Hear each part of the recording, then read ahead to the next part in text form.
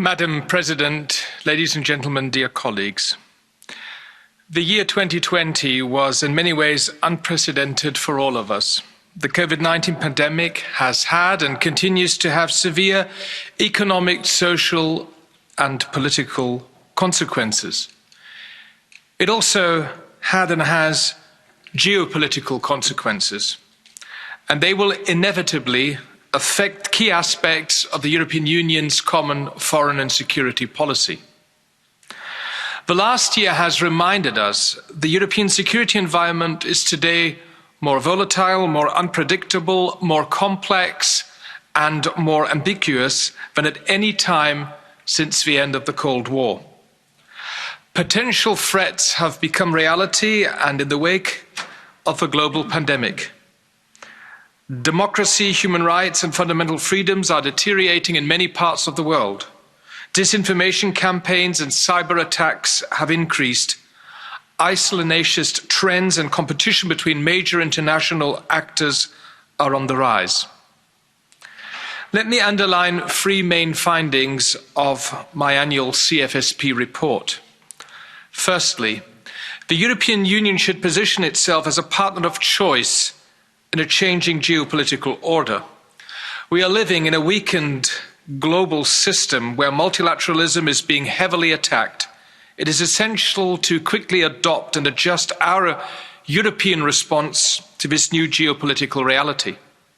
The European Union is a partner of choice for third parties, guided by the promotion of democracy and the protection of human rights and fundamental freedoms. We are a reliable actor and mediator in conflict resolution, but also a leader in promoting multilateral frameworks. However, too often the European Union was and is divided, lacking the necessary weight and credibility to have a decisive impact on the geopolitical developments. A second point, a new level of ambition is required to shape the CFSP. What the European Union needs, first and foremost, is a genuine political will from all member states to jointly push our common foreign policy goals and counter third countries' attempts to divide us. There is still a large untapped potential in combining and integrating all strands of the European Union's external actions, hard power and soft power, to achieve our common goals. And thirdly, concrete steps are necessary to strengthen the EU's common foreign and security policy and thereby our global influence. We need to consolidate our strategic alliances with like-minded partners across the world and also diversify our cooperation on an ad hoc basis. We need to reinforce our strategic sovereignty and need a common understanding of what this actually means. And we need a quicker and more effective decision-making process.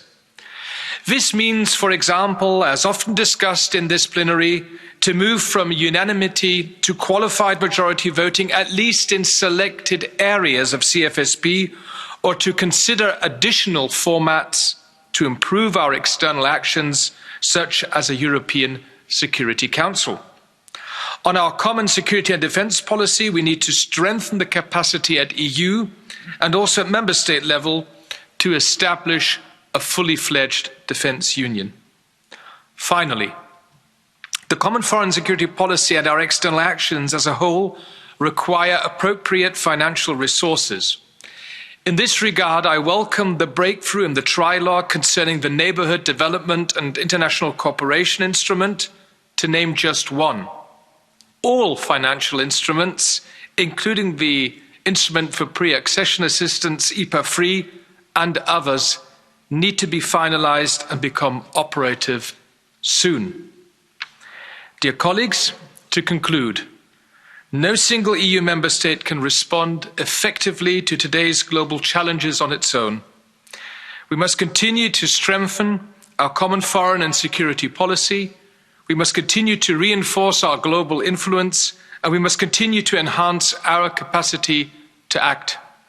I would like to thank the shadow rapporteurs for the good, constructive and fruitful cooperation on finalising this document, And dear High Representative, Vice President, let me also thank you personally and your team for the helpful support in writing down all these parts of this report. Thank you very much.